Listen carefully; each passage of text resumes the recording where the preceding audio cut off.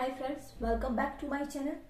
आज मैं आप लोगों को अर्थशास्त्र के आधार के बारे में बताने वाली हूँ कि अर्थशास्त्र का आधार क्या है, किस तरह से अर्थशास्त्र के जो आधार हैं वो बाजार की शक्तियाँ हैं, किस तरह से अर्थव्यवस्था में ये दोनों काम करती हैं, तभी अर्थव्यवस्था चलता है।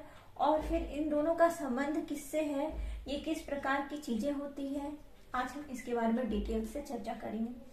मैं आपको पूरा ओवरव्यू दूंगी और आपको इसे समझने का प्रयास करना होगा, क्योंकि इतना सारे का डेफिनेशन लिखवाना पॉसिबल नहीं होगा मेरे छोटे से 5 या 10 मिनट के वीडियो में। तो चलिए मैं आज शुरू करती हूँ। अर्थशास्त्र का आधार।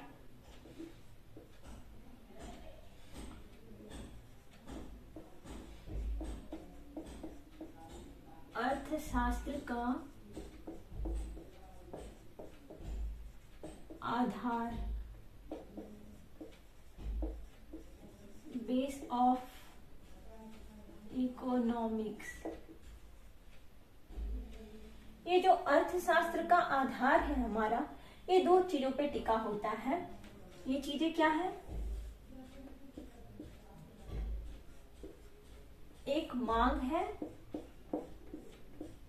और एक पूर्ति है। ठीक है, एक मांग है और एक पूर्ति है। मांग को हम इंग्लिश में डिमांड लिख देंगे और पूर्ति को सप्लाई लिख देंगे। ठीक है, और ये जो अर्थशास्त्र का आधार है, मांग और पूर्ति है, यही बाजार की शक्तियां हैं। इसे ही, मांग और पूर्ति को ही बाजार की शक्ति कहा जाता है। मांग जो होता है ये दो चीजों पे निर्भर होता है। ये क्या है? वस्तु। और एक क्या होता है? सेवा। वस्तु को जो हम हैं विजिबल गुड्स में शामिल करते हैं, विजिबल गुड्स में, और सेवा को जो है हम इनविजिबल गुड्स में शामिल करते हैं। विजिबल मतलब दृश्यमान, जिसे हम देख सकते हैं, जिसे छू सकते हैं, जिसका आकार होता है, इसे हम दृश्यमान या विजिबल कहेंगे। और जिसे हम देख नहीं सकते, छू नहीं सकते, जिसका आकार नहीं होता, लेकिन हम इसे महसूस कर सकते हैं, अनुभव कर सकते हैं, तो इसे हम इनविजिबल गुड्स में कहेंगे, रखेंगे। तो वस्तु जैसे किस तरह से ये हमारा हो गया कि जिसे हम छू सकते हैं, देख सकते हैं, या फिर क्या बोलता है, आकार होता है। जैसे हमने ये बोर्ड ही ले लिया, तो बोर्ड की सहायता से हम जो काम कर रहे हैं, इसका हम यूज कर रहे हैं, इसमें हम लिख सकते हैं, इसे छू सकते हैं, इसका आकार है, हम इसे देख सकते हैं। तो ये क्या हुआ? गुड्स के अंतर्गत आ गया, विजिबल गुड्स के अंतर्गत आ गया। और इनविजिबल गुड्स यानी कि जो अदृश्यमान है, सेवा। जैसे कि अगर हम लोगों ने किसी चीज की सेवा ली, जैसे देखिए अगर हम लोगों को कहीं पे बस फेयर ही करना है या फिर ट्रेन फेयर करना है, तो क्या करते हैं हम लोग? बस फेयर करना होता है तो हम लोग टिकट लेते हैं और फिर उस पे बस की कुर्सी पे बैठते हैं, बस की चेयर पे बैठते हैं, और फिर क्या बोलता है, हमने जितनी दूर अपनी मंजिल तय की, जितने के लिए हम लोगों ने टिकट लिया है, तो हम लोग बैठ जाते हैं। और उसके बाद जब हमारी मंजिल पूरी हो जाती है तो हम लोग बस से उतर जाते हैं। ऐसा तो नहीं करते कि हम लोगों ने जो चेयर पे बैठा है हम लोग उस चेयर को उठा करके ले जाते हैं, ऐसा तो हम लोग कुछ करते नहीं है। तो इस तरह से ये क्या होगी, हम लोगों ने वो सेवा ली बस की, हमारा जितना दूर हम लोगों ने मंजिल तय की थी उसके लिए हम लोगों ने सेवा ली। तो ये इनविजिबल गुड्स के अंतर्गत आ गया, बस की जो सेवा ली।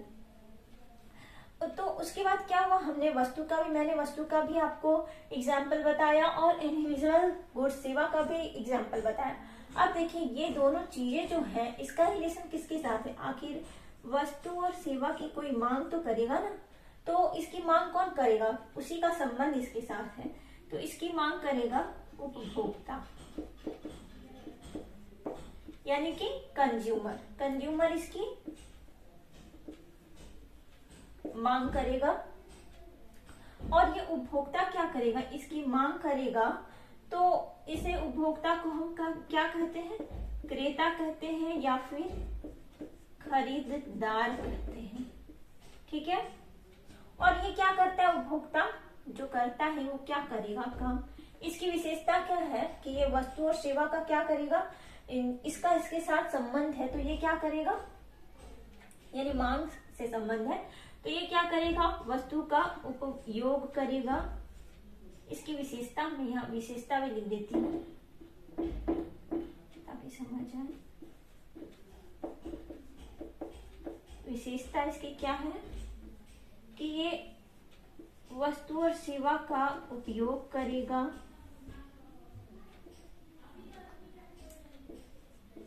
नाश करेगा और समाप्ति करेगा। ठीक है। अगर हम लोगों ने, अगर मान लीजिए कोई उपभोक्ता है, अगर वो मतलब अगर किसी को भूख लगी, अगर उसे भूख लगी तो वो क्या करेगा, मान लीजिए वो बिस्किट ही खा ले खरीद करके, तो जब बिस्किट खा लेता है तो उसके अंदर पेट के अंदर चला जाता है, तब तो उस वस्तु की समाप्ति हो गई ना, उसका नाश हो गया, उसका कोई अस्तित्व भी नहीं बचा, उन्होंने उसका उपयोग किया। तो इस तरह से आपने समझा कि ये जो उपभोक्ता क्या करेगा, वस्तु का उपयोग करेगा, नाश करेगा, इसकी समाप्ति करेगा और वस्तु का अस्तित्व मिटा देगा। साथ ही अब हम लोग चलिए बात करते हैं पूर्ति की। तो पूर्ति क्या होता है?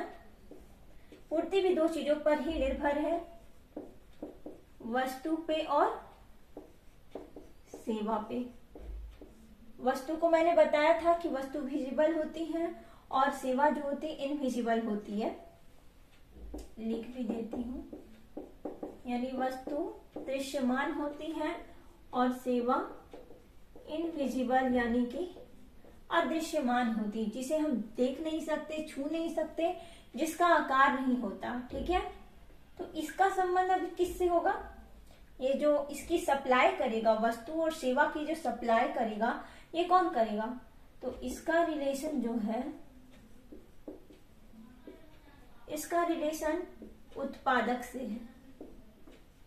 यानी जो वस्तु का उत्पादन करेगा, वस्तु का निर्माण करेगा, वस्तु का सृजन करेगा। ठीक है।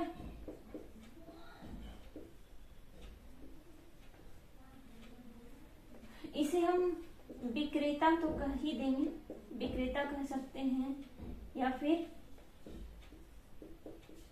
बेचने वाला भी कह सकते हैं। ठीक है।